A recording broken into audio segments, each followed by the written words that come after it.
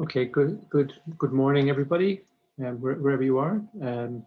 My name is Cathal O'Donoghue from the SEMRU team in NUI Galway, and welcome you to session 5 of the conference, Valuation and Natural Capital Accounting for the Oceans. We have 4 presenters up to lunchtime here, and the score at this stage, it's 25 minutes per session, per paper, 20 minutes presentation, 5 minutes for some Q&A. And the way the Q&A works is that if you put your questions into the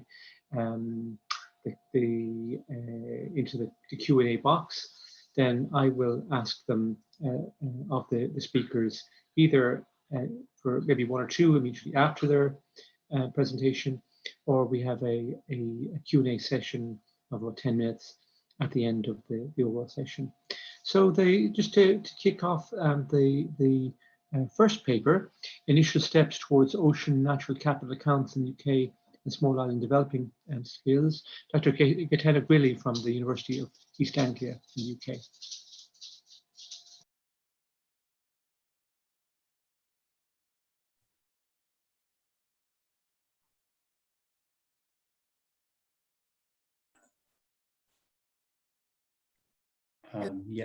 Tiziana. Yeah.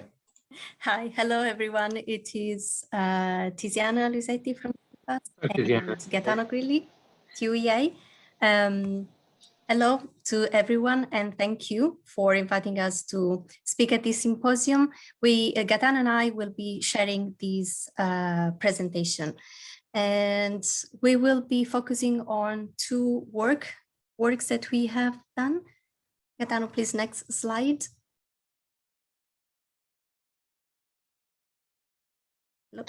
Perhaps if you could put it in PowerPoint presentation mode, it might be easier for people to see it. Yeah, I think that Gaetano has the control. Yes, I'm sorry. Here we are. Can you see it now? Not in full mode. Okay. Sorry.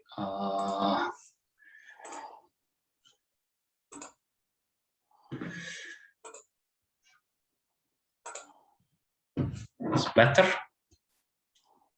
Yes. Yeah. Perfect. And right slide as well. Thank you. Thank you very much.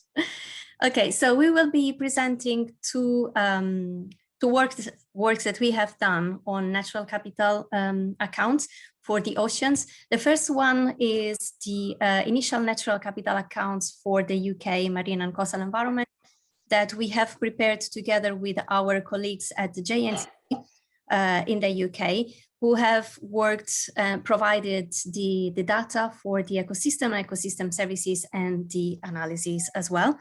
But we will also give you a hint of a case study that we have been working on for small island developing states. We have prepared an initial natural capital accounts for Grenada, and we did that to incentivize capacity building, but also to test the application of the Poverty Environment Accounting Framework. And that has been prepared by CFAS within the Commonwealth Marine Economies program. Next slide, please. Thank you. So in the physical accounts, which are the ones that you are seeing now, we present the supply of the coastal and marine ecosystem services of the waters and coastline of the UK. And what you see is just a subset of all of the ecosystem services that are provided by UK waters.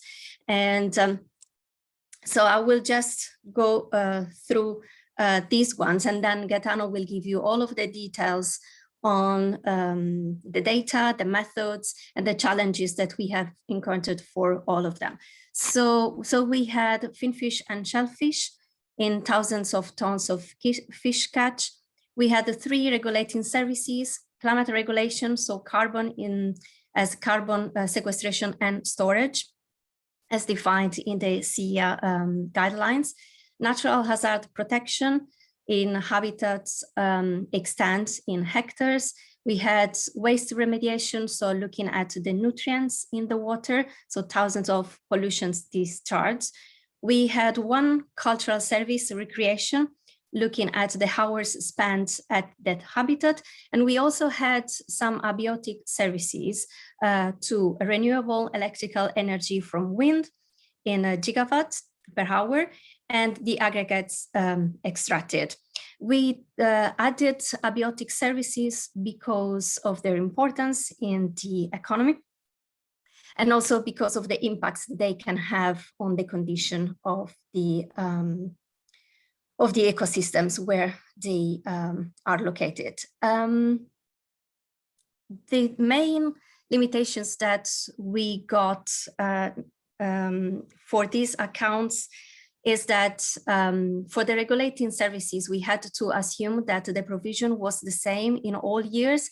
That's because of lack of data. And what we used were UNIS habitats, both at level 2, but also at level 3, where it was possible to do so, and where some variation in ecosystem services was shown as well. Next slide, please. So this one is just how the monetary accounts look like, but Gaetano will tell you everything about these ones. So we can just move on to the final slide.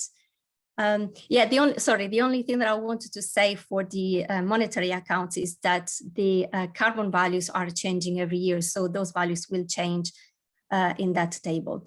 So the general challenges that we faced are the use of the UNIS habitats, which may not be the best standard to measure all of the different ecosystem services. And this is particularly important when we are looking to disaggregation. Another challenge we had was interdisciplinary. So we created some logic chains to work with marine scientists, us, environmental economists, and statisticians as well. So that was an interesting process, but that's how we came to the tables. Asset condition, other challenges were related to the indicators to assess the asset condition that are still not widely agreed. And also the lack of time series, and so that we had to assume provision the same for all years. And also sometimes in between years, the change of extent, not necessarily it's given because of a change of extent, but because of digital mapping improvements. And that prevented us to have opening and closing variations, and so opening and closing stocks. And the last one was that the accounts are backward looking, so they are not really telling us much at the moment. And I think it's over to you, Gaetano. Yes, thank you, Tiziana. Yeah, in the next few slides, I am going through the ecosystem services that we included in this initial account. I will briefly touch about the data and the methodology, and we'll try to focus a little bit more on the challenges that we found, and also possible ways forward to improve the accounts. So the first service we consider is wild finfish and shellfish provision. For this one, to quantify the biophysical provision of the service, we used catch data as recorded by the ICES. And for the monetary valuation, we used resource rent approach. So we calculated a resource rent approach, a resource rent to output ratio using the data in the input-output tables in the SNA for the sector fisheries and aquaculture. And then we applied this ratio to the estimated value of landings as recorded by the MMO as the total output of the sector. One big challenge that we found was related to finding disaggregated cost data for the fishing fleet. Indeed, while the catch data and in many ways also the landings data can be disaggregated both spatially and by species and therefore by fishing system, this is not the same for the cost data. And this is why we used general costs from the input-output tables in the SNA.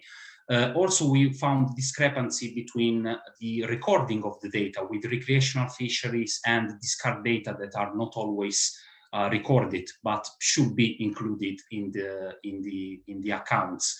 And finally, there are also two challenges that we found about both including into our monetary valuation, consideration related to international agreements and fishing quotas, and to the sustainable use of the resources, and so also consideration related to the depletion yes, we think that a more complex bioeconomic modeling, taking into account all the international relationships and also consideration about, for example, the MSY or size-based approach should be a possible way forward for this. So in the next 3 slides, I'm going to present our work on regulating services. Here, I think that from our experiences, particularly emblematic of the difficulties that there are linking the condition of the ecosystems with the capacity and the actual provision of ecosystem services because of scientific uncertainty and also data availability. We did some progress here, but we recognize that more work should be done. The first one is a climate regulation service, and in particular carbon sequestration and storage. We used data about the estimated extent of salt marsh and sublittoral seabed sediments.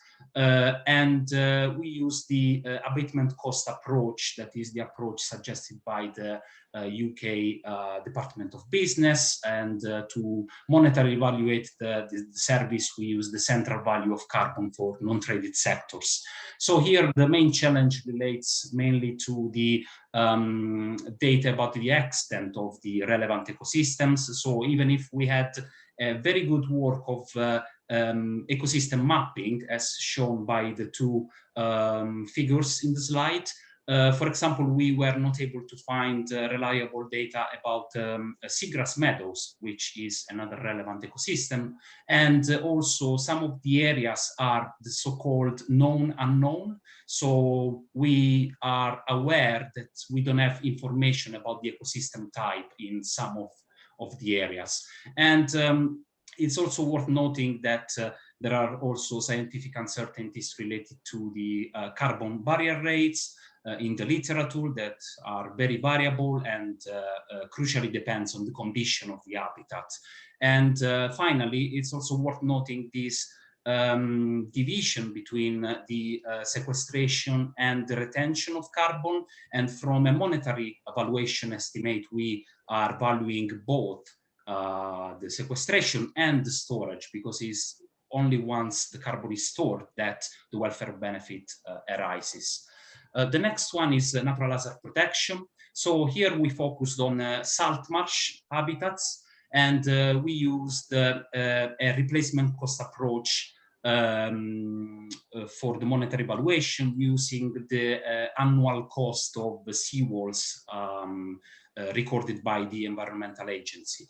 So, of course, different ecosystems provide natural hazard protection with different degrees, and it's very important to understand what indicators we can use to describe the provision of the service. This is one of the reasons why we focused on salt marsh, because we had a quite simple indicator that was the width, the minimum width of the salt marsh, to provide the ecosystem service. And in this way, we could also transform an area measurement in a linear measurement and then use the cost of seawalls from environmental agency in the monetary valuation. Of course, our approach doesn't take into account the land values, which was very difficult to get data about that. So localized land values and what is the land value and the land use of the area protected. So we think that that is definitely a way forward. Then we have waste and nutrient remediation. we proxied the quantity of the waste and nutrients discharged into the coastal and marine environment through the water discharged by urban wastewater treatment plants. And then we use a unit price of treating the pollutants, in particular nitrogen, phosphorus, and BOD, to calculate a monetary value for the service. Again, here, the same reasoning of the natural hazard protection. Different habitats provide different degrees of retention of nutrients and pollutants based on also on the specific pollutants. And here, of course, we are also assuming that all the demand of retention of pollutants and nutrients is completely met by the coastal and marine environment, and this in reality might not be the case. So yes, we think that possible way forward is a more complex bioeconomic model, taking into account also the terrestrial sources of pollution, which is all the upstream sources, which is particularly important. Then we also included a cultural ecosystem service, which is nature watching and recreation opportunities. We use the travel cost approach based on the data recorded in the monitor of engagement with nature, with the natural environment survey from Natural England, and only taking into account the visits that were recorded to beach habitats. So here the main challenges were related to obtain data for the whole UK. Indeed, the data from the mini survey are only for England. There are other surveys similars for the other countries, but the definition itself of recreational activities and also how these recreational activities are recorded are different. So there was a problem of harmonizing the data between the different surveys. And of course, here we are proxying the whole set of cultural ecosystem services through recreational opportunities. But as we've seen also at the session yesterday at the Symposium about well-being, there are other very important, more immaterial ecosystem services to account for. And I guess that this is still an open question about how to include this into the account. So finally, we included 2 abiotic services, wind energy from offshore farms and aggregates extraction. So for both, we used a resource rent approach. And for the wind energy, we'll be using data from the Department of Business.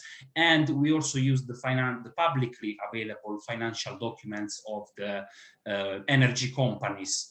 We were not able to find all the financial documents, but a good part. And in particular, another challenge was to disaggregate between offshore and terrestrial farms, which can have quite different cost structure and so quite different resource rent values.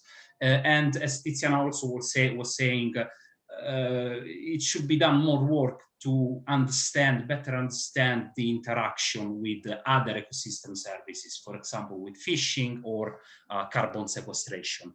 Finally, for the aggregates extraction, as I said, we use the resource rent approach using the data about the Crown Estate. Yeah, here we were not able to find financial documents to get the cost, the precise cost of extracting aggregates, and in particular, the market price is usually not disclosed by the companies, so we had to rely on an estimate, an average market price. This takes into account England and Wales only, and also here is very important to kind of better understand the interaction with other ecosystem services. And yes, I will leave it to Tiziana for other insights on accounts. There's about 3 minutes left in the session. Thank you. Yes, I will be super quick. Just wanted to show you though, just to continue with what Gaetano said, what we have done in the small islands developing state, because we tried to explore there how we could insert social data as well in natural capital accounts. So we looked at Grenada, and our objective was, we had two objectives. One, providing some initial accounts, as you've seen for the UK, but for Grenada, as a capacity building. So showing what were the methods to be used, what data were available, and so also showing data gaps and needs. And since it is really important for these island states to link with the environment, but also with their social communities, we looked also at the poverty environment accounting framework, and we tried to see how that could be applied. Gaetano, next slide, please. Thank you. So basically, to do that, we looked at the RECON project that stands for the Restoration and Community Co-Management of Mangroves. We followed the questions that the PF framework suggests. So we looked at, for example, who and how many were employed to deliver the program and so on. We looked in particular to two activities that took place, which was the production of honey and ecotourism, but also how to produce charcoal in a more sustainable manner. That was taking place in Grenada, in Telescope, a little mangrove area that they have there. Next slide, please, Gaetano. So just to conclude our talk, we think that future needs for accounting are data standardization, which are compatible with the accounts and the ecosystem assessment. We need time series data, and probably we need forward-look data modeling, for example, to tackle sustainability issues and policy decision-making needs, as JRC are doing, as it was presented yesterday. For sustainability, again, probably we need to find a way to include social indicators and maybe shadow prices as well, as that Gupta review was also highlighting. And just wanted to bring up that the Global Ocean Accounts Partnership, GOAP, in their technical guidelines is trying to look at these issues and how this could be overcome. And also at UEA, Turner et al. Have been looking at the complementary accounting networks. So a way to consider data that have the same structure of the SNA, but are not constrained to their full compatibility. So for example, monetary and also non-monetary data could be considered. Then we have a final slide, Gaetano, if you can show it, which is our references, just for you to know where everything comes from, but also to acknowledge the work that has been done from all our colleagues at JNCC and CIFAS. And the last slide is just to say thank you for listening to us. Thank you very much. It's perfect timing. Thank you, Gaetano. Thank you, Tiziana. Sorry for not introducing you at the start. I hadn't seen you on the top of the slide. So very interesting presentation. Really ambitious. We have 3 minutes or so for questions, and there's a few questions. So we might focus on 1 or 2 here and leave the rest to the general discussion at the end. So one question. Why use carbon cost abatement rather than a transaction value of carbon, the carbon market price that the SEEA recommends? Well, the choice was because of the uncertainty of market prices, and also because they could be quite volatile. So we thought that the abatement cost, the UK has really these tables quite precise, and the abatement costs are updated every year, and they have different abatement costs for future years as well. So we thought it was the most reliable source. And maybe just a follow on for myself, are these methods scalable? So when you're looking between the UK and Grenada, can you use the same assumptions in the two, or are they dependent upon local data availability? Very good question. So well, probably Gaetano can answer better than me, but we tried, and I'm still working with Caribbean states, and I'm still looking at abatement costs precisely for those areas. I'm not sure how, I mean, we tried, but I'm still not sure that it would be the right way of doing it, transferring the values, even if scaled up. But Gaetano, I don't know, do you want to add something? That's correct. Absolutely. Yeah, we tried, but was very difficult to find the same type of information. And we were able to kind of generate a very, very initial account for Grenada only for recreation, carbon, and for fish provision. That again was very initial because of the data availability. I guess it means there'll be a lot of country-specific learning that later on can be generalized to have more wider guidelines as to how to do this in other countries. But we'll come back to some more questions, and we'll come back to them in the Q&A session at the end. So thank you very much for the presentation, very broad and thorough. So the next paper is Dr. Giselle Magnuson from Fisheries and Oceans Canada, the development of Canadian ocean environmental economic accounts. I'll give the floor to you, Giselle, to share your screen. Thank you.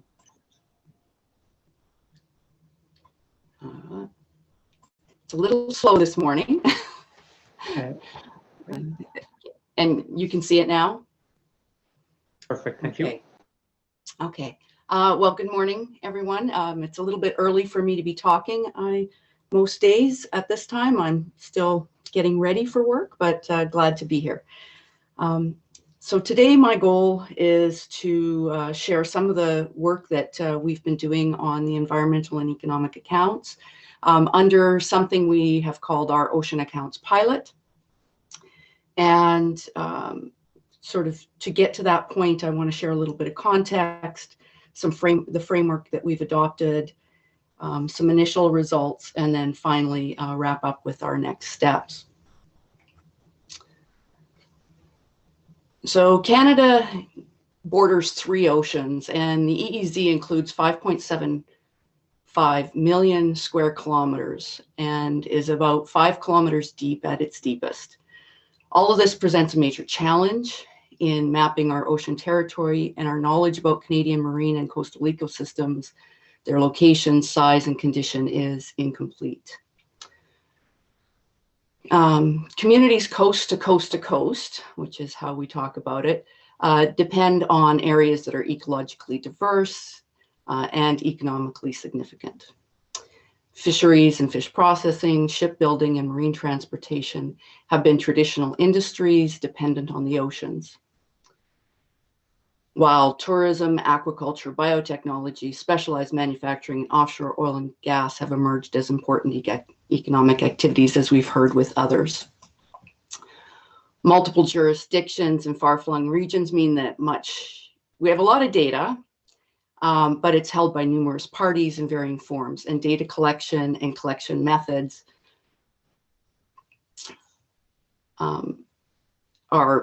differ by region and context. And like everybody else, we're experiencing a growing number of domestic and international initiatives related to the oceans and growing interest in the ocean across the country. We at Fisheries and Oceans Canada, or DFO, have long collected biological and oceanographic data. We've had a publication on the state of the ocean for the Pacific coast for over 20 years. We do stock assessments, and all of that information is important in our decision-making process, but to date, the data has been isolated and not integrated.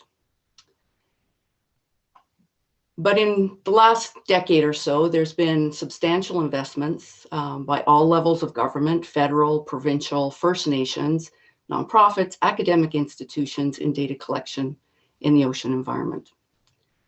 And the needs to integrate and standardize this data has really come to the front with work on the development of marine protected area networks and now with Canada's commitment to marine spatial planning, which is at early stages. This slide shows some work that's being done in the Northern Shelf bioregion on the Pacific coast of Canada as part of the Marine Protected Area Network. This group has brought together information from all the sources I mentioned, federal, provincial, First Nations, academic.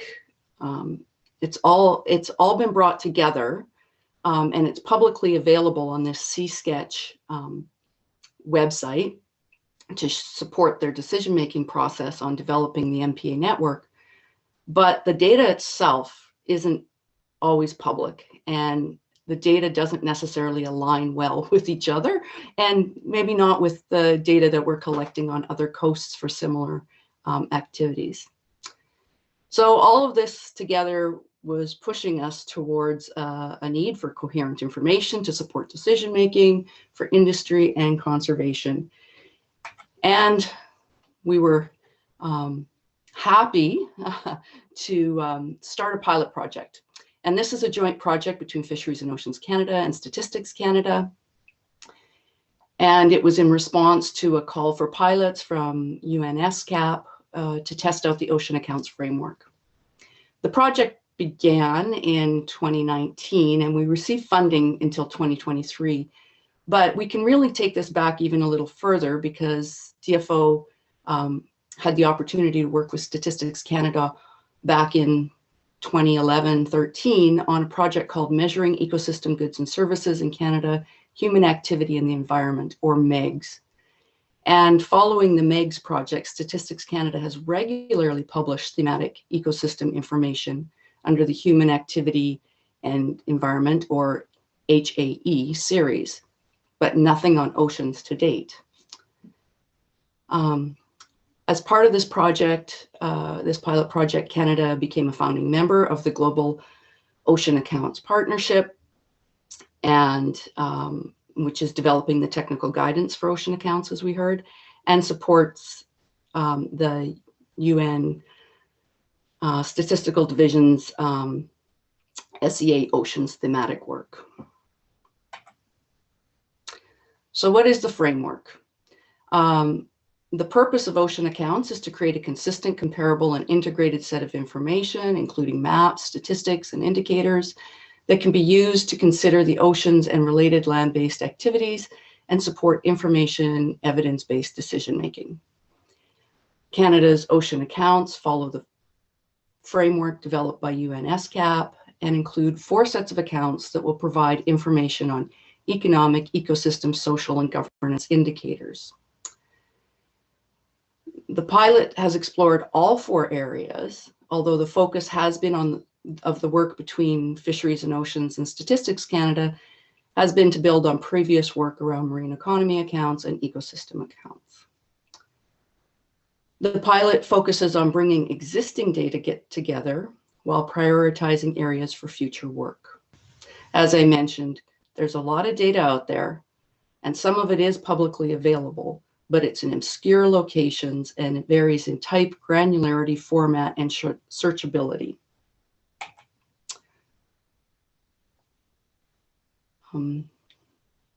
The ocean accounts components are often represented as maps, as the underlying data is spatially explicit, but the suite of account tables provides a holistic view and serves as a dashboard. And this dashboard, while not as pretty as some of the ones we saw yesterday, is a selling feature for our senior management. They're looking for a way to synthesize the information. And the economy, ecosystem, and social components of the ocean accounts record the stocks and changes in stocks of economic and environmental assets that provide benefits to people. And the governance accounts provide indicators of the factors, including regulation and spending, that affect the status and condition of environmental assets and associated benefits. To date, the data that has been used to populate the ocean environmental economic accounts has been assembled from federal departments and includes other publicly available data from provinces and universities, but has involved existing data. So now I'd like to go through the different components. So economic indicators. The first set of accounts, the marine economy accounts, provide the familiar set of economic indicators, GDP contributions, and employment in ocean-related sectors.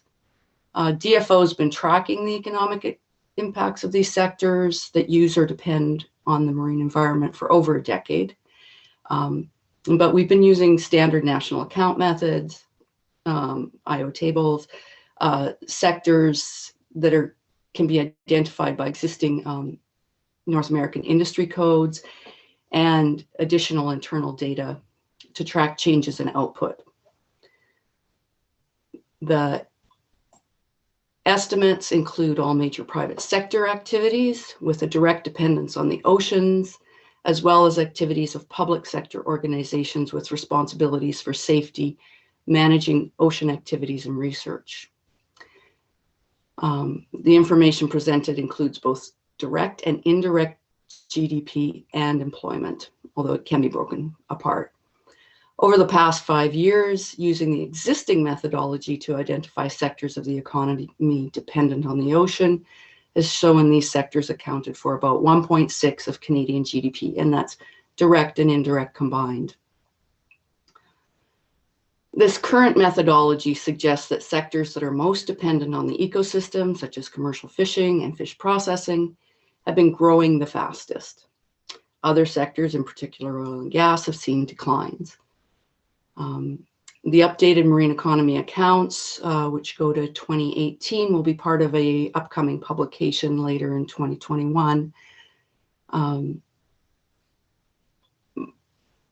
note there's issues with these in terms of the ocean accounts, and the ocean accounts team has conducted a review of the existing work on the marine economy to assess its alignment with ocean accounts guidance and identify priorities for alignment and data gaps. And there's definitely some concerns and further work needed, and as part of an OEC working group, we are looking at undertaking possible changes.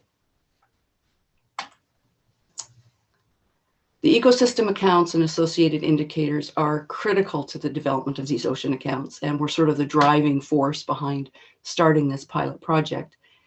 And they're also an area where we anticipate significant progress in the next year.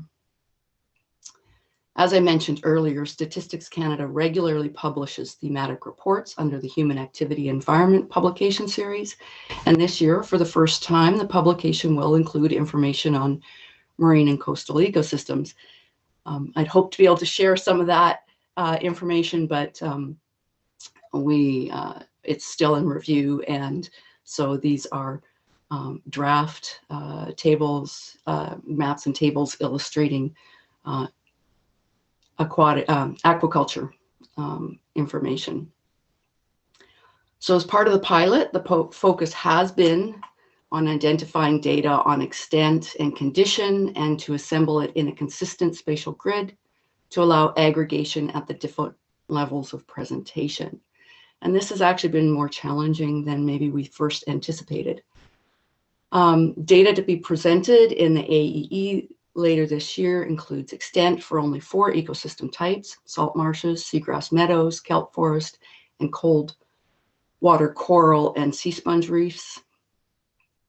And the vast majority of the area remains unassigned to an ecosystem, although the ecoregion, depth class, ruggedness, slope, and substrate categories have been estimated for the entire EEZ.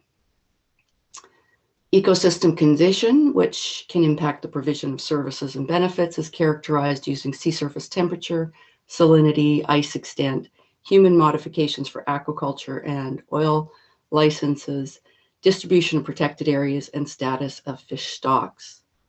The only services captured at this time are provisioning services for fish, shellfish, and plants. As part of the ocean accounts pilot, we're also supporting a primary study on eelgrass beds in Canada.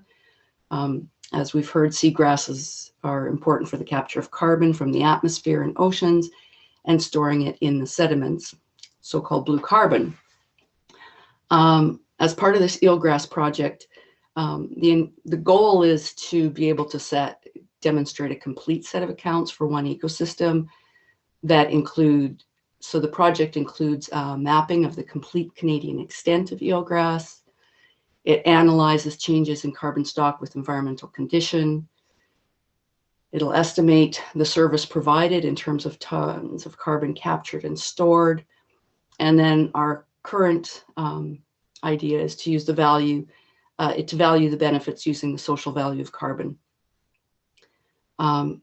This information will not be part of the ecosystems accounts published by Statistics Canada this year, as the project's still under development, and we don't anticipate it being completed until 2022, as COVID delayed a lot of the field verification work.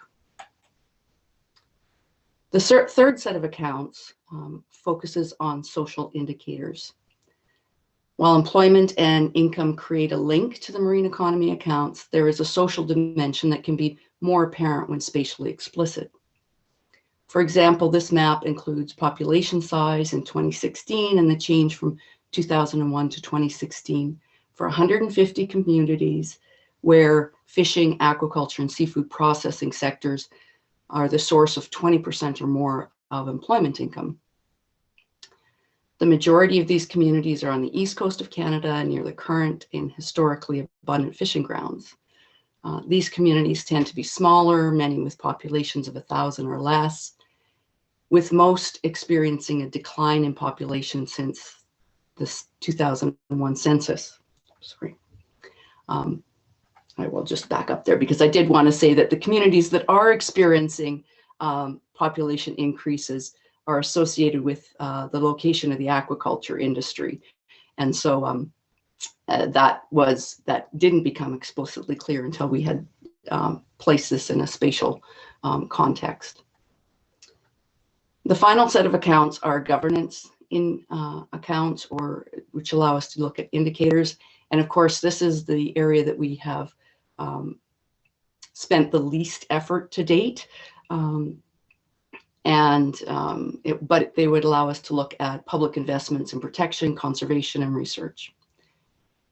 This illustrates ocean areas that are protected under different jurisdictions, ranging from national to provincial, as well as by different departments. And in the ecosystem accounts, there is a measure of the area protected by ecoregion. But these set of accounts allow us to take it to the next level in terms of the type of protection. These accounts offer opportunities to link to the ecosystem accounts in terms of protected area, and potentially the marine economy accounts in terms of management expenditures and research. So looking forward, the importance of oceans in our economy and the role they play in the lives of coastal and Indigenous communities is well established and not in question. However, the information and data to undertake meaningful analysis is either incomplete or fragmented. Everybody within Fisheries and Oceans Canada is aware of that, and we're looking for solutions. And to develop a nationally coherent set of indicators to support evidence-based policy analysis is often not available. The Ocean Accounts pilot has shown us that these accounts will be useful to integrate the fragmented data, generate time series, observe and analyze trends, identify priority areas, undertake deeper issues analysis, support programs, and take timely and targeted actions, all selling points to senior management. To address some of the challenges that have come up and support the momentum of the projects, there are a number of activities going forward. Canada is co-hosting the Global Ocean Accounts Partnership second global dialogue on ocean accounting on April 20th, and I encourage you to look into it. We will continue to participate in the OECD's Experimental Ocean Economy Satellite Account Project as we try to move from our current system for the marine economy account to satellite accounts if it's feasible. We're looking forward to the release this spring of Statistics Canada's Human Activity in the Environment 2021, Accounting for Ecosystem Change in Canada, where the marine and coastal ecosystem information will be presented. And we're really stepping forward into conducting targeted outreach to establish collaborations around the data. It surprised us at how difficult it was to identify and bring out existing data and bring it into a structural framework to allow us to develop the ecosystem accounts. And the longer term goal, of course, is to produce more targeted ocean-related indicators to support reporting on priorities. We have a recently launched blue economy strategy. We have our marine conservation goals of 20% protected by 2025, as well as other undertakings that are require better data than we have right now. So we're looking to ocean accounts to provide more meaningful indicators on economic activities. And we see these ocean accounts as being an important tool to allow the monitoring of ocean wealth and health and support the policy side of the work that we do. And with that, I will say thank you and stop sharing my screen. Thank you, Giselle. Perfect timing. We have a question, Kat, if others have questions. We have a couple of questions here. Thank you for the overview of the very impressive progress Canada has made in ocean accounting. How much of the assessment you provided an overview for will be reassessed periodically? And how much of the pilot assessment do you anticipate will be one-off spot checks of the marine economy, unlikely to be visited more than once in a decade? Oh, well, I'm hoping that the plan is for this to be an ongoing undertaking. Some of this information is collected regularly, and so we will be able to maintain it. It is something that without the time series component of it, it loses some of its importance. So there is support for it to continue. Now that we've demonstrated that it can be done, of course, it was a little more challenging than maybe we anticipated, but I think there's support for that at our senior levels. And maybe a supplementary, in terms of your information systems, I guess, how easy it is to extract the information you need? Because very often things aren't classified from perspective of marine, and you've got to do a lot of manual digging to get data that we encountered in Ireland. And are there opportunities or learnings for others in maybe mainstreaming the reporting? Well, for the marine economy component of it, it definitely is not easy to extract, and that is one of the components that we're probably further ahead on the environmental on the ecosystem component of the pilot than on the marine economy component, and part of that is a lack of resources, and we have put our effort on the ecosystem side, but from the marine economy side, there is more work. It's not easily extracted. One person updating it every year is a time-consuming process, and looking at streamlining that, we're hoping that Statistics Canada is able, as our work with them continues, that we'll be able to streamline the whole system, but we're not there yet. I think there are other conversations happening at the OECD level in terms of how to do this. I guess the harder it is to do, the more likely to be ad hoc than periodic. And so this background systems are really important. Yeah. Well, our current methodology, we would update it usually every couple of years. But we would look to something more.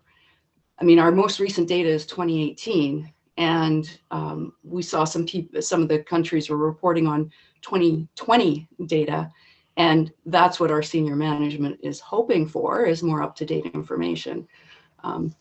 But as you said, the hard part is getting those systems in place. So the questions here: how will climate change affect northern portions of the Canadian ocean accounts in terms of a possible opening of the Northwest Passage? Well, don't have an answer. But right now, the northern part of the northern part of Canada's oceans are not well studied, and definitely, I would say, not well integrated into our marine economy accounts. Partly because of their size. Mm-hmm. The size of the economy is quite small, but how we integrate that, and I think one of the comments earlier was, maybe it was Charlie that mentioned it,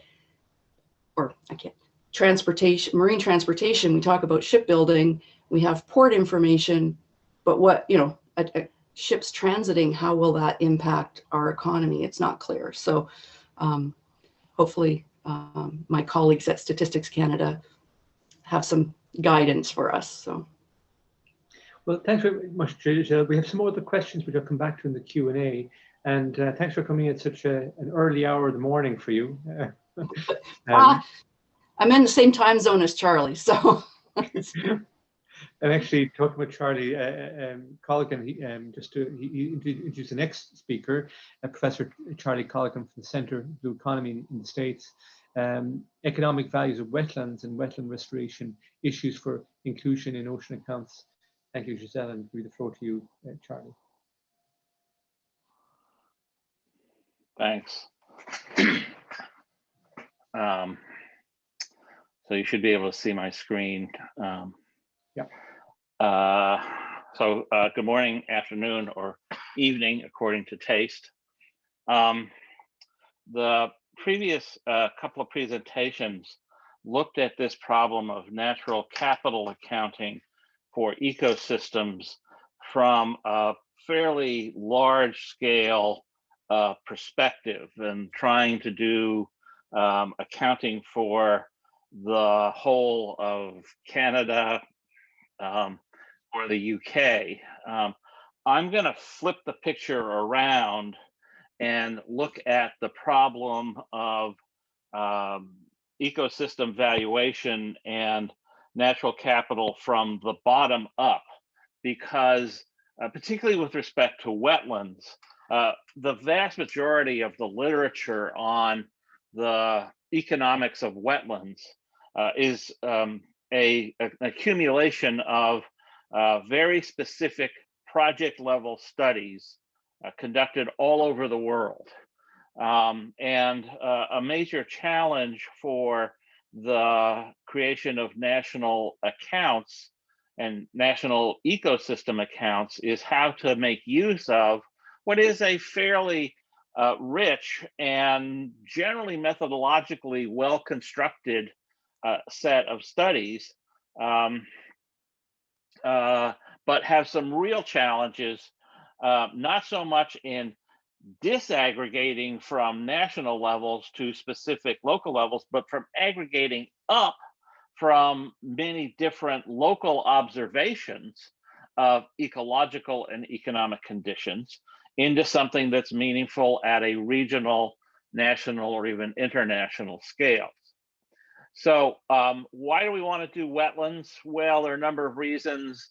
I'm sure everybody is familiar with all of the literature on the losses of wetlands. The global losses of wetlands have been huge. Virtually everybody who, all of the ecologists will point to the loss of wetlands over time as one of the major ecosystem challenges.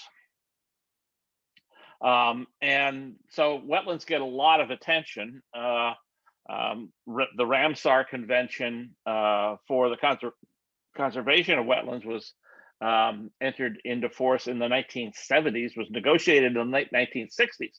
So back in the late 1960s, more than 50 years ago, we were already so worried about the loss of wetlands that we were entering into international agreements to conserve them.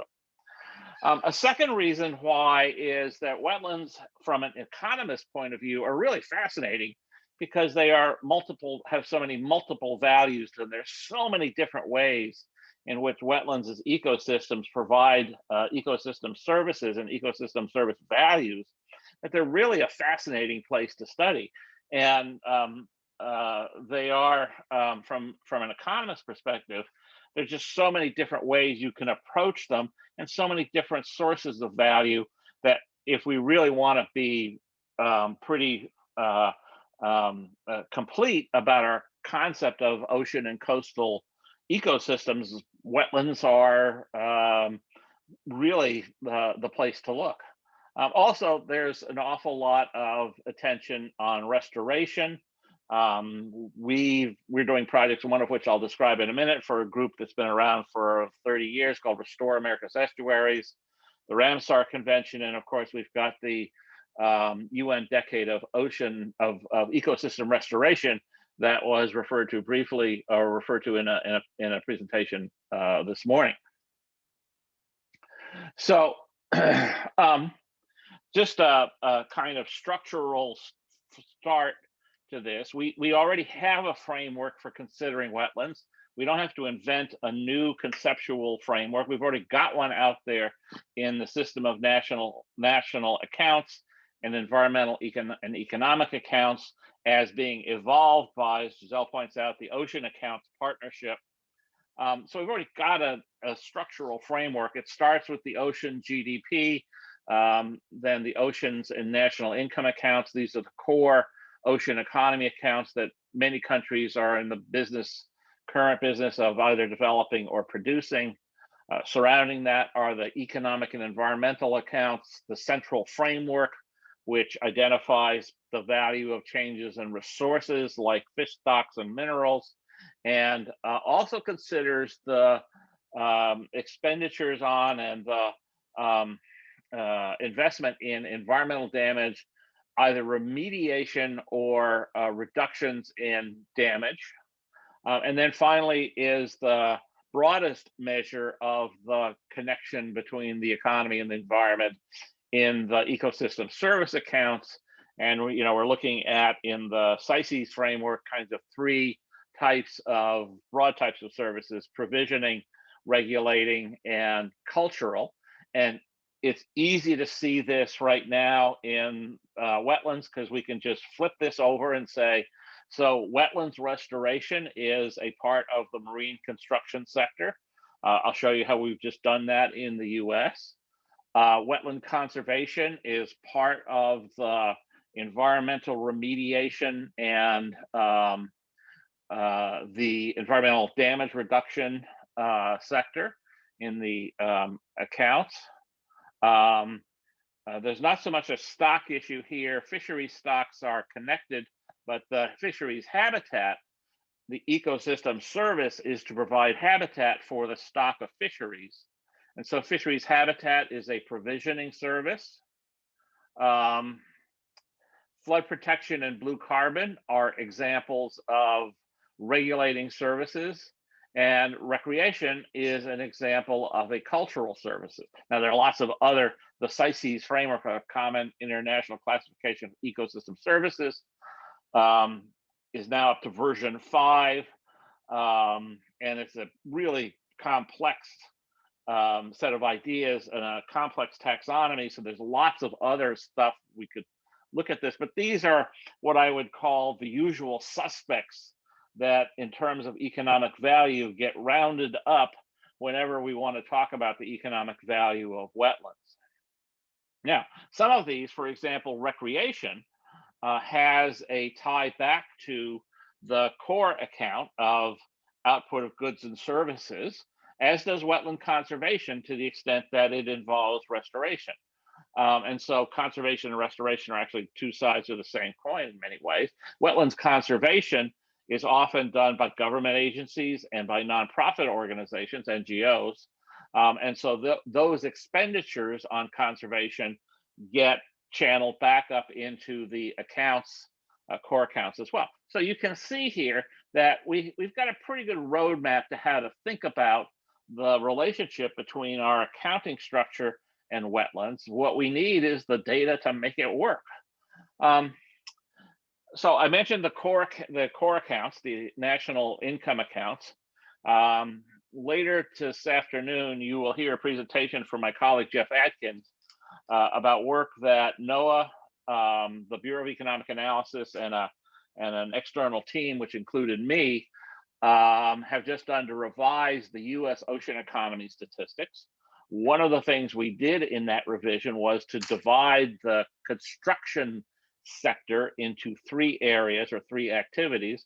One was conservation and restoration, primarily of wetlands. One was harbor dredging, which is the traditional marine construction activity. And then finally, the construction of recreation facilities, such as parks and other kinds of recreation in coastal areas. And now all of a sudden we see the marine construction, and we see the activity related to conservation as in fact a fairly substantial portion. In some years, for example, 2017 and in 2014, it was the largest share of the marine construction sector in the US was doing wetlands restoration and similar kinds of projects in coastal areas. So we've already begun to open up the value of wetlands here in the core accounts. Now I want to talk about a couple of other studies that we've been involved in that I think illustrate the points. The first deals with recreation in a place called Elkhorn Slough, which is a remnant tidal, remnant river located about 30 kilometers north of our offices in Monterey, California. It's a Ramsar Convention wetland. It's a National Estuarine Research Reserve and is one of the largest remnant undisturbed estuaries in California. It has enormous recreation value. About 45,000 people a year visit Elkhorn Slough, either for bird watching or to see the sea otters. It has the largest undisturbed population of the endangered sea otters. There are about 140 sea otters that you can kayak out to them and see them. And as you can see, they're cute little critters, and they're something that a lot of people really like to get out and see. 2 years ago in 2019, we did an intercept survey on behalf of the Monterey Bay Aquarium, which is basically in charge of restoring the sea otter population, to look at the recreation values. We did a very classic study. It was an intercept survey of visitors to Elkhorn Slough. We asked people about their expenditures to come to Moss Landing on Elkhorn Slough. There's very little. It's an unincorporated area of Monterey County. There's no actual city or not even much of a town there. So we asked them about their spending on their trips. We asked them. We took that data. We used an economic impact model, and we produced an estimate of 196 direct jobs, 334 total jobs, and an estimate of about $2.44 million in contribution to the ocean economy of California. Pretty standard stuff right down the line in terms of the core ocean accounts. Fits right in with our regional ocean accounts called ENOW.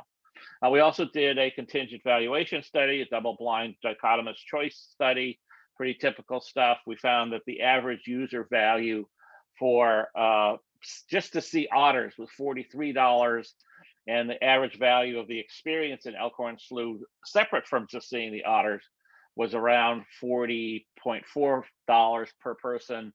And so the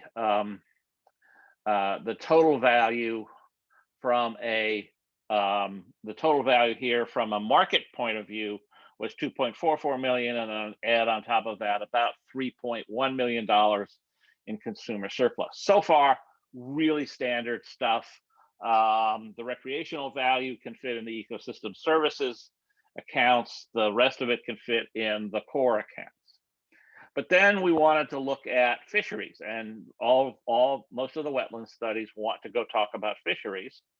And when we went to do that, it turns out that there was almost no data, despite the fact that there's been 40 years of study of this National Estuarine Research Reserve, whose sole purpose is to foster research. There's almost no study which said this amount of wetlands produces this amount of commercial fish.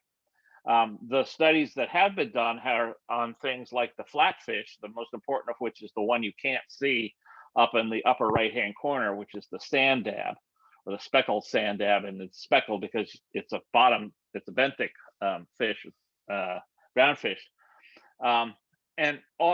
This is what you see on the right is what the biologist, this is the best story the biologist could tell us about the relationship between the amount of habitat and the structure of Elkhorn Slough and the potential of changes in fisheries and species abundance for these very important commercial species. And basically, they're just giving us an arrow that says more or less. You can't do much with accounting off of that. So Elkhorn Slough is a good example where you've got really good data on the recreation side, and then on the fishery side, pretty much nothing. So we focused a lot on the recreation values there. We have other studies related to the ecosystem services values of Elkhorn Slough that are also worth mentioning, and I'll talk about one of those in a minute. Secondly, we looked at flood protection and blue carbon as regulating services, this time in 6 estuaries around the country, and I'll focus on Tampa Bay on the west side of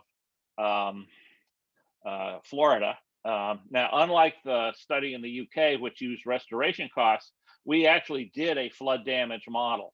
We mapped on the left-hand side, you can't see it very well, but take my word for it, it's there. We mapped mangrove, estuarine wetlands, and the 100-year flood zone, or the 1% annual flood zone for Tampa Bay. On the right-hand side, we added to that map 124,000 parcels from the property tax records.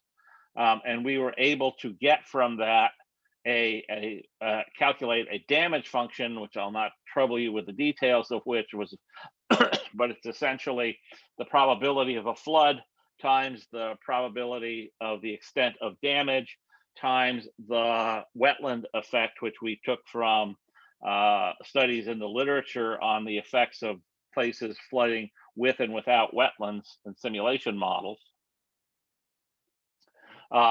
This is the distribution among the 3 counties. You can see in some counties we had very large numbers of 147,000 parcels, building value of 129 million, most of it located in Manatee, which is the southernmost county.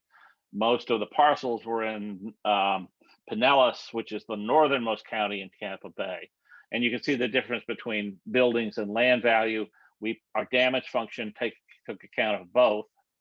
And we then estimated 4 scenarios. One was a minimal damage or reductions from the wetlands across all 147,000 parcels, and the flood damage estimates that we did.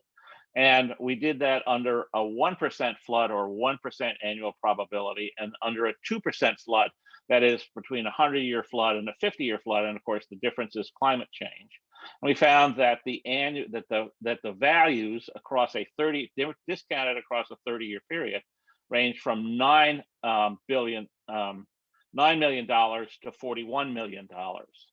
That's a discounted value of the flood protection value of the wetlands against the actual value of the real estate that was being protected. For blue carbon in Tampa Bay, we looked at the estuarine emergent and mangrove wetlands, which you can see mapped here.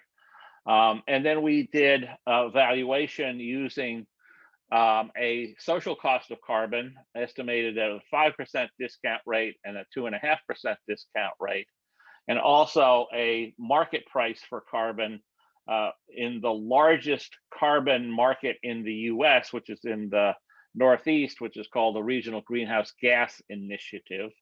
The result of that is that we compared those prices to the carbon in the soil, cumulative carbon releases, and annual carbon releases, which you can see graphed, and came up with estimates of between $425,000 per acre up to as much as $6 million an acre.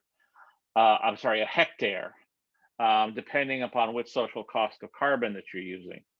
The carbon release and carbon in soil were from a collection of samples that we were able to get from various sources.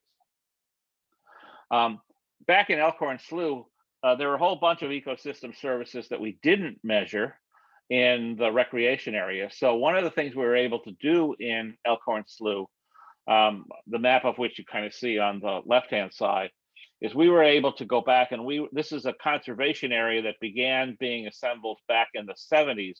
We were actually able to trace the land purchase values for every parcel that went into the construction of the Elkhorn Slough Research Reserve and State Reserved lands, and the price that was paid for it.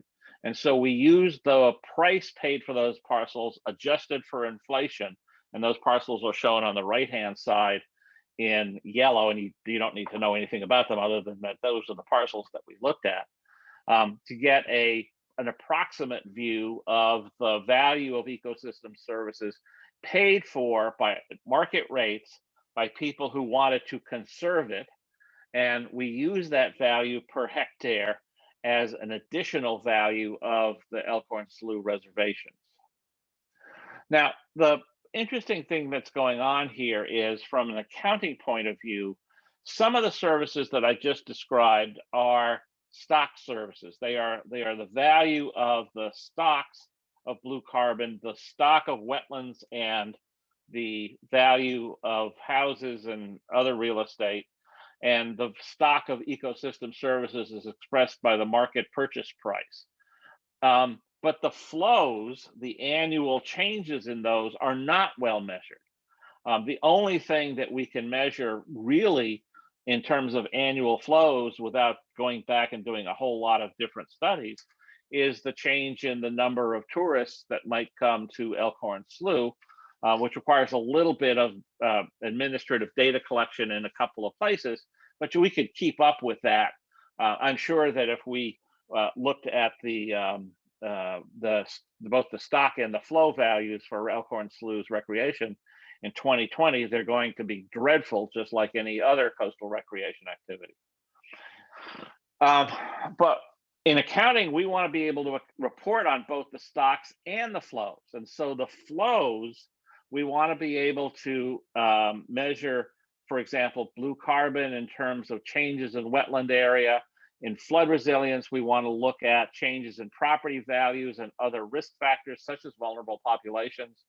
And with other ecosystem services, we want to look at other wetlands conservation projects.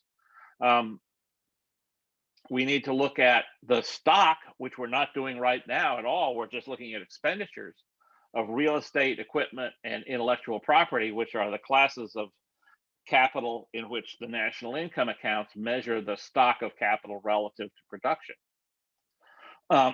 Ideally, what we would then be able to do is aggregate across all of these things. You would have a table much like this, in which salt marsh, mangrove, and eelgrass in 3 regions could be then summed across to get the value of salt marsh or mangroves at the regional level or the national level. The problem is there are all these barriers to aggregation, and this is the bottom up part. The bottom up part is a lot of detail, but instead of the problem of coming down from the national level to the local level, now we got the problem of going up from the bottom level, from the local level to the national level. So we have studies without data standards, different methodologies, revealed versus stated preference methods, discount rates. Half of the work that we do here depends upon discount rates. There's a huge amount of probability in the flood analysis. What are the probabilities of floods? We're lucky in having the FEMA 100-year floodplain, which states a flat out nationwide standard for the probability of flooding. And we can use that to calculate expected present values. But without that, the probability of flooding is a very complex thing to do, as we're doing in a lot of our other work on climate change. And finally, how do we model not just the change in the economic factors, but how do we model changes in the habitat so that we can track it over time? And so we look at wetlands, and we've got to come up with some kind of solution to this. And my suggestion, which I actually made at the Paris meeting some couple of years ago, was I don't think we will ever create a standard by which everybody is going to do the studies the same way. I think we can create a standard by which everybody can communicate their studies in the same way. That is to have a set of metadata standards with respect to definitions, measurement, and availability of information, much like GIS metadata standards, so that we can, if not exactly combine them, at least we can combine them in knowledgeable ways in which we can know what we can add up and what we can't add up. And this is one of the areas in national income accounting and ecosystem services accounting I think we have to make some steady progress on. It's just some metadata standards, because we do not want to throw out all of the research being done around the world by many different organizations, similar to in these local projects.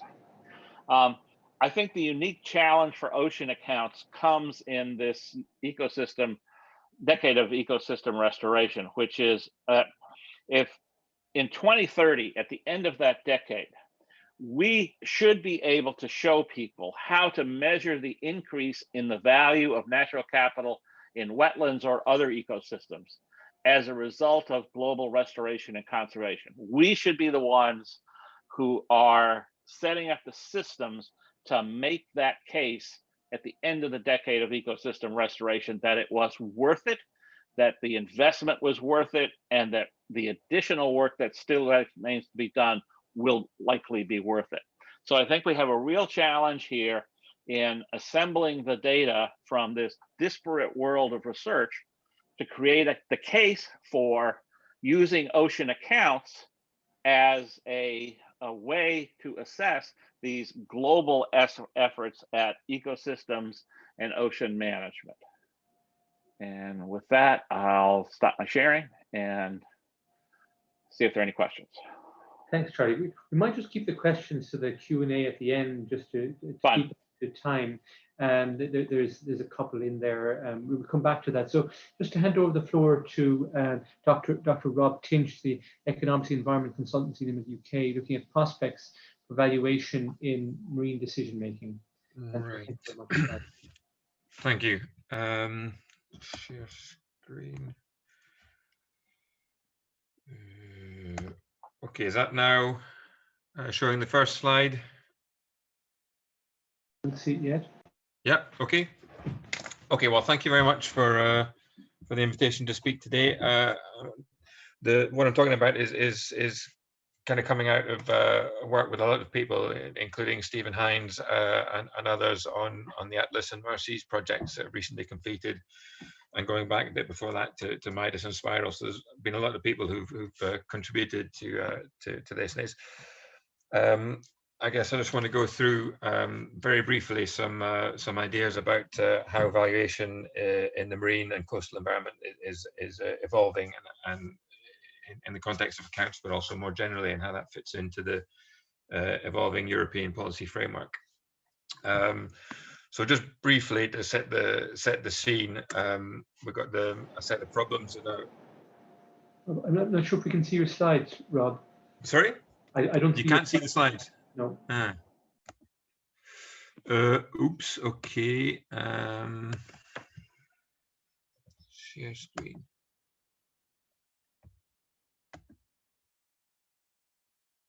Is that better? See, you know. Okay. That's not what I'm after. Share.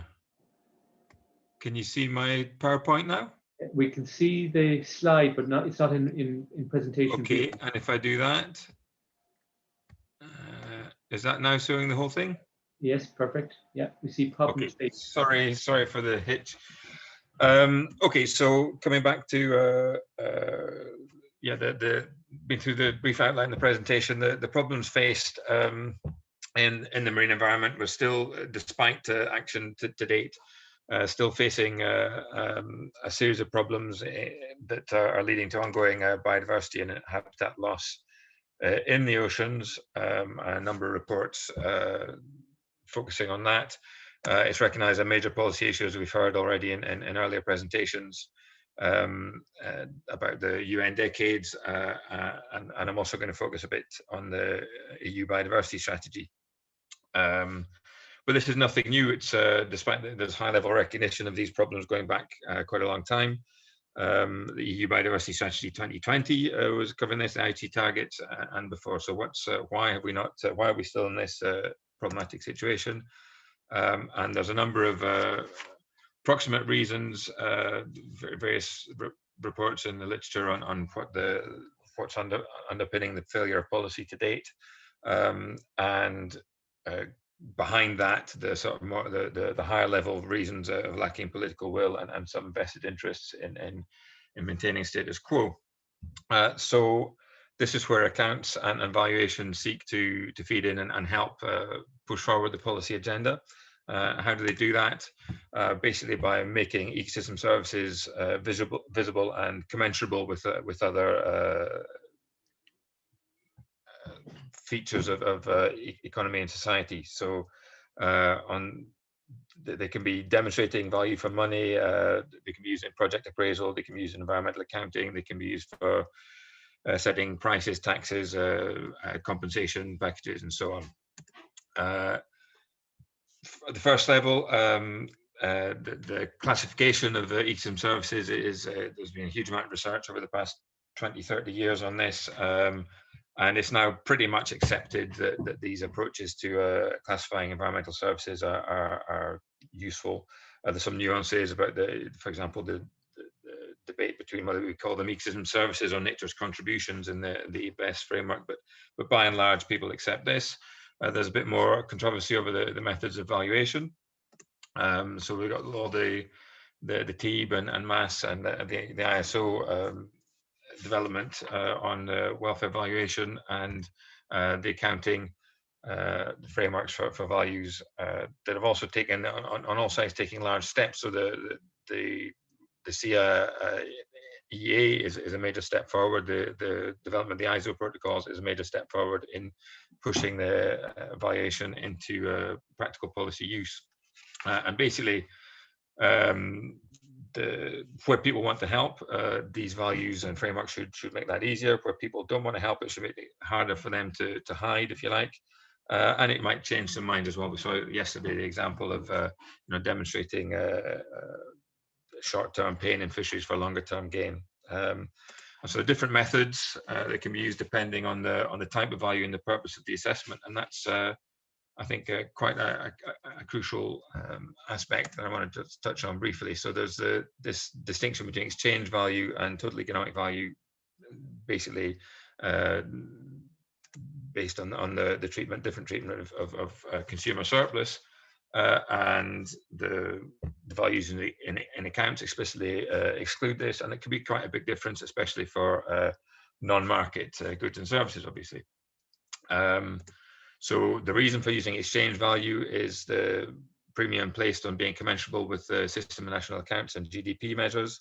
The welfare values, the TV values are used because they're a valid indicator measure of welfare changes, so they're used in economic appraisal.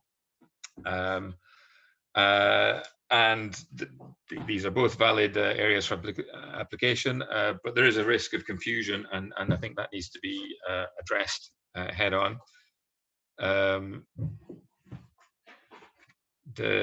deriving how to derive the proxy exchange values to use in accounting, based in some cases on some of the valuation, TV valuation methods, is a live issue. So just briefly on TEV, although there's often a kind of how would I put this? Well, basically, it doesn't map onto an exchange and welfare component difference. The non-use values are often seen as being part just of the TV framework, but they do or can appear in some cases in exchange values as well. For example, if you wanted to pay a premium for MSC fish or for organic produce, fair trade produce, charitable donations, are all market exchanges that cover some non-use value. So the distinction has to be seen in the treatment of consumer surplus, not in the fundamental underpinnings of what the values, where the values derive from. That's just an aside. we've looked at a large range of marine and coastal valuation studies. So there's decades of primary studies and databases. The MESB Marine Ecosystem Services Partnership database have over 2,000 values in it. A number of meta-analyses in areas like shoreline protection. Stephen Hines did one a couple of years ago on recreation. Various other ones out there. Wetlands is another good example. But there are some important gaps, in particularly in the marine environment, and particularly in deep seas. A particular area of contention there is the supporting services that are often excluded from assessments, but in marine environments can be very important because of supporting services that are outside the boundaries of the assessment. And overall, general lack of knowledge of the ecosystem service links because of these reasons in comparison to terrestrial environments. So we've kind of split the assessments down into three main headings. One area where there's been a lot of work is in marine protection, particularly marine protected areas, but not only that. And so there's a large literature with lots of cost estimates, lots of estimates of fisheries benefits and some other benefits.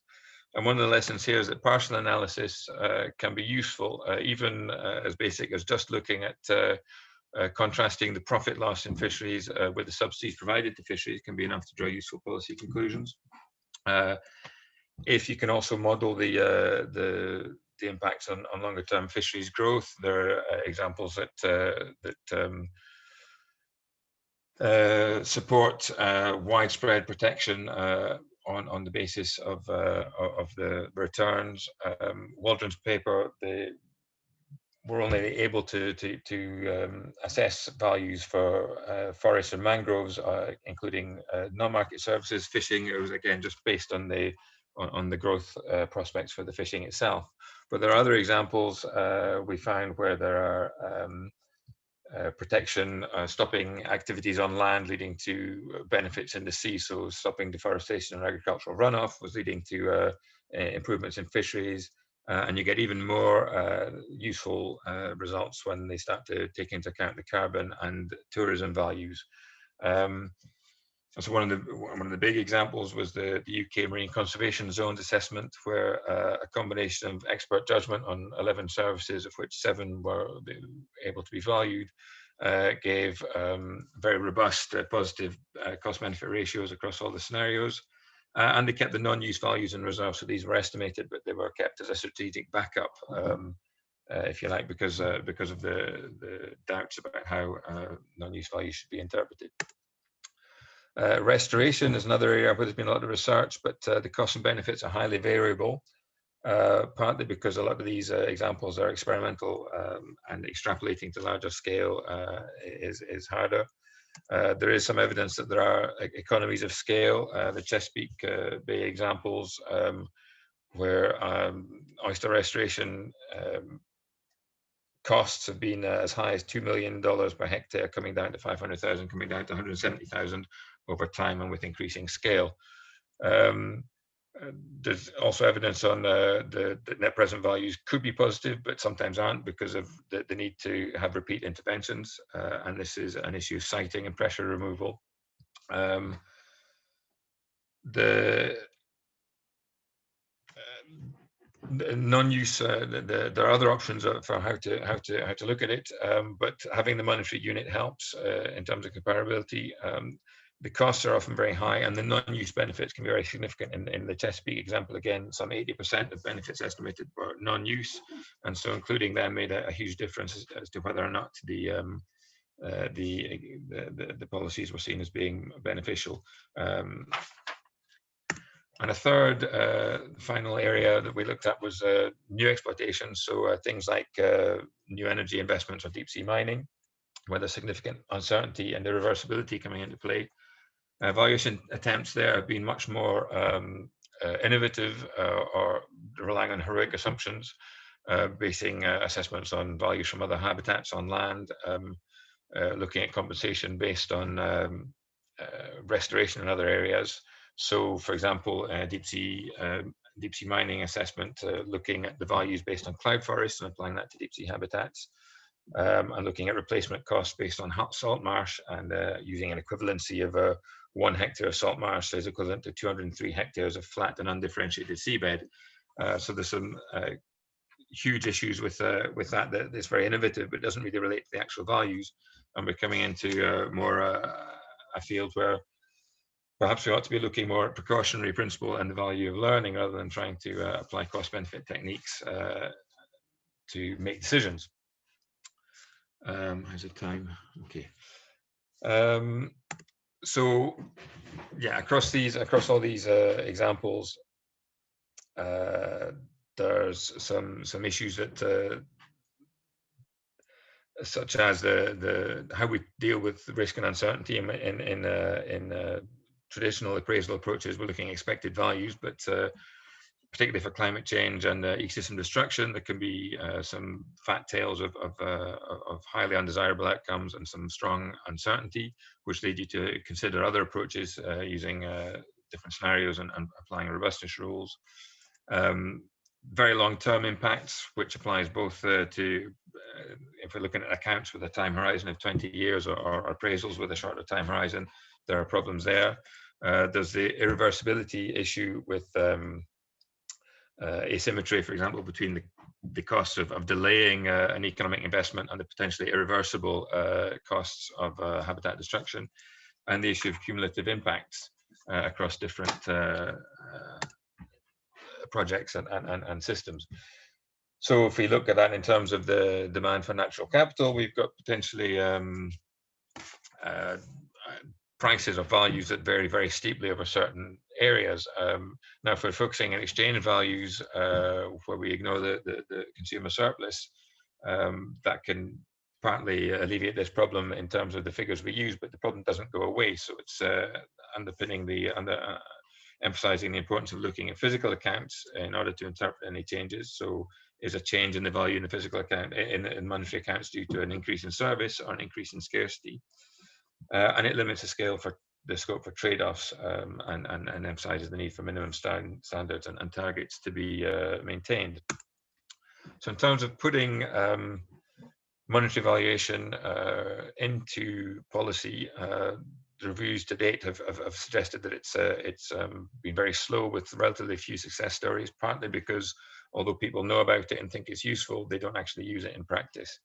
And partly this has been ascribed to a failure to balance these the credibility, legitimacy, and relevance of the research and the results. This has also been identified as a problem in accounting. The European Court of Auditors noting the particular problems with failure to establish long-term action plans and reviews of indicator needs, for example. But there are some positive signs both in the methods development and in building capacity to use these approaches. So there's a whole line of research there on science policy interfaces and how values are actually used.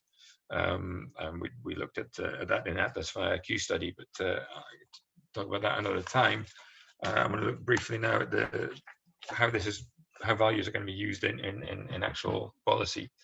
So European Green Deal, Europe's new agenda for sustainable growth, identifies recognizes climate change and environmental degradation as existential threats.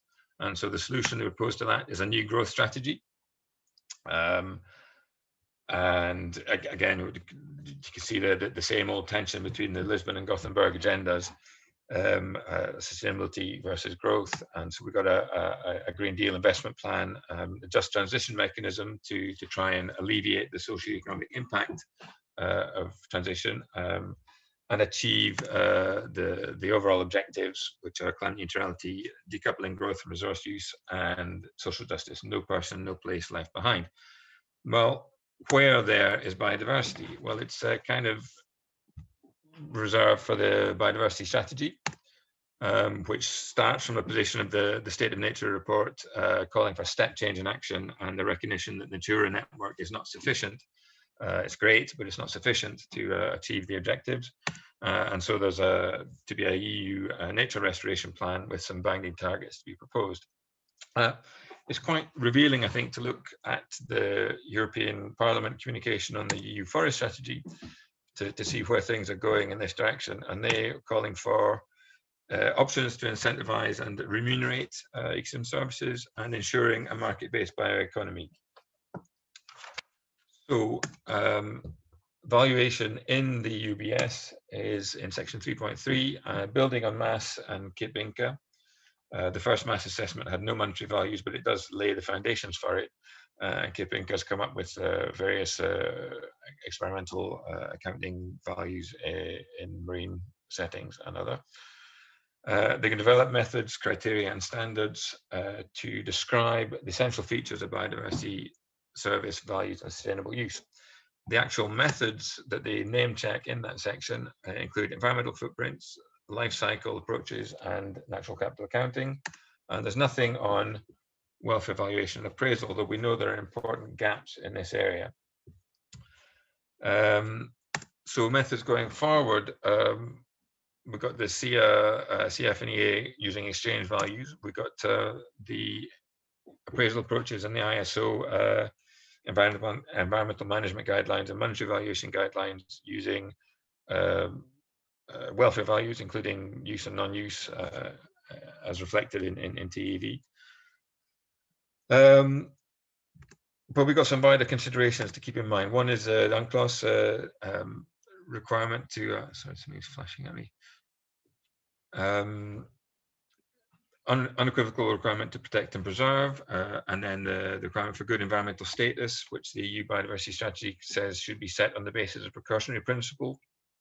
And we got the idea of defining critical natural capital and precaution. Again, the EU biodiversity strategy calls for the EU to advocate precautionary approach for deep sea mining.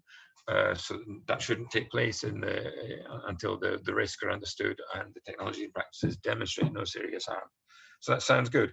But in the lessons from the Water Framework Directive assessment, there's a key area of demonstrating the cost effectiveness of measures and the get out clause of disproportionate costs. And it's particularly important there that we keep these welfare values in mind, because we have to recognize that the absence of market doesn't mean the absence of value. That's in fact the whole point in going through the accounting process. So while in conclusion, exchange values can be sufficient, particularly when we're looking at protection, sorry, to the last slide. Restoration is often expensive and welfare values can be used to justify stronger action. And we need to go beyond expected values to really focus on precaution and assessing what is critical natural capital and making sure the targets are respected. And so mainstreaming accounting, I think, has many, many benefits, but we need to be aware of the risks and in particular, don't sideline welfare values completely.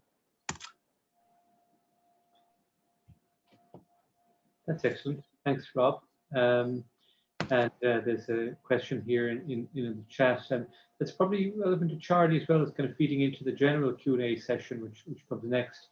It looks at if the question is, do we need to integrate more measures of risk and measure probabilities in valuation assessments in relation to the probabilities of individual restoration projects or other types of projects failing or succeeding, given the long periods of time that some of these projects need to bed in? I guess it's risk and probabilities as part of the valuation. Yeah. Well, I think there's the problem of independent assessment and summation, and so you can evaluate lots of different projects individually, and then they all look fine. But then when you look at the whole thing overall, you've gone past some thresholds. I think having risks included as expected values is fine up to a point, but we need to have overall assessment of what are the critical limits that shouldn't be breached, and really kind of take that out of a probabilistic setting and have those as which indeed is what the idea for binding restoration targets and protection targets is supposed to do. So I think yeah, having expected values is useful up to a point, but it doesn't. We need to keep strict limits on where it can be applied. So perhaps we might all come on video now. Maybe if we stop sharing, we can Yeah, how do I do maybe that? participate collectively. We have Stop a share. Yeah. for There general you Q&A. Charlie, I think that was a question might have been targeted at you as well in terms of wetland restoration projects. I think you're on mute there. Sorry, I think you're on mute, Charlie. Yeah, so yeah, I think a lot about the risk problem. We do a lot of project level evaluation with Monte Carlo models of flood resilience. And so I think about risk quite a bit. My general feeling right now is that probabilities and adding probabilities and risks creates probably way too many variables to manage in if we're going to aggregate data and into comparable and usefully summable numbers. It is said money makes the world go round, but it can be equally said that varied risk preferences make the world go round. And so I'm reluctant to get into a lot of risk analysis, with the exception of the flood benefit issue with respect to wetlands. Floods are intermittent and they are changing in their risk profile because of sea level rise and climate change. And so any effective measure of flood resilience cannot look backwards at history, but must look forward to incorporate the changing nature of that risk and hazard. So that's the one place I would put some parameters around using risk analysis. In other areas, like the risk of a COVID-19 wiping out the recreation industry for a year, nah, I wouldn't do that. Thanks a lot.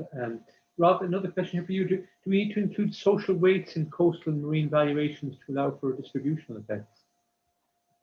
Yeah, I think that would be, generally speaking, a useful thing to do. I don't think it's very often not done. But I think it would be a useful thing to do. And I think there's also there's a recognition in the biodiversity strategy that, or then in the Green Deal, that some of the activities are going to have negative distributional consequences, and that's why there's the just transition mechanism included. So it's 150 billion devoted to alleviating those distributional impacts. But it's what I guess it's one of the things that economies or economic systems are worst at dealing with is when you change something. For example, the UK example, the death of the mining industry. How you cope with the distributional fallout of that is one of the top things that's usually not addressed very well. Thanks, Rob. Your question in relation to geographical scope is targeted to Diana and Gaetano. It's quite relevant for GSM as well. Is that who will value the ecosystem services of the high seas if all natural capital accounts or environmental accounts end at the economic zone boundary? Do you have any thoughts on that? Yeah, I read that question, and thanks for asking, because actually we wrote a paper trying to answer that question that was published in Nature Communications in September, if you want to have a better look at it. And yes, it is a question that we have to address, and we advocate their international cooperation to look at these issues and create accounts that take account of the impacts that activities can have in high seas. Thank you. Giselle, do you have any? I would just say that it is important, especially as we're looking at marine protected areas in the high seas as possibilities. But it's not something that we're looking at this point. I mean, we still have to deal with our EEZs, so and perhaps other jurisdictional areas, but definitely it was a good question. Thank you. And actually, there's another related question for you. Is Canada better placed to integrate natural capital accounting, given it's seen the long-term effects of natural capital degradation in fish stocks? I guess. direct impact? I don't think I can answer that question. I mean, the loss of specific or the degradation of specific fish stocks does provide us with some additional information, perhaps, but it might provide us with more support for them. I don't know if it provides us with the ability to do them better, unless, and I would look, if anybody has some suggestions on how to incorporate that, we would, I would love to hear it. Maybe while we're on the natural capital question, to go back to Tiziana and Gaetano, are there synergies or conflicts between environmental accounting and natural capital accounting, like the handling of pollution, disservices, for example, looking at land-based natural capital accounts in Ireland? Sometimes the concepts are difficult to grasp given where you might place them, and also, again, probably going to the geographical scope of where the services or disservices are felt.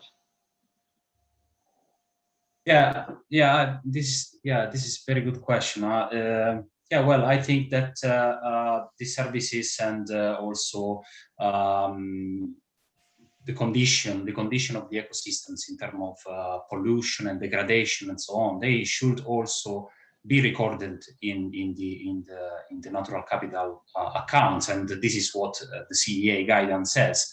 I have to say that it's very difficult to find precise data about this and environmental indicators. There is a whole work that, for example, DEFRA is doing just to find a series of environmental indicators to kind of signal the condition of the environment. So yes, that's a really important part of the whole accounting framework, also because we maybe sometimes we forget that the monetary valuation and the physical provision are not two separate things, but they should go on a continuous, like from condition to capacity to provision to monetary values. And many times this doesn't happen, and I think that the presentation of this session really showed that in a good way and in less good way. I mean, what should be still done? Thank you, Gaetano. And we're at our time now. We've had a very interesting session. Thank you to all the speakers. We haven't gotten to all the questions that have been posed, but I think we've managed to get questions to each of the speakers. And Stephen has asked me to indicate that we are having a 15-minute lunch break. We're back at 14:10 GMT for the next session. So thank you all very much, and thank you for a very interesting session. Thank you. Thank you.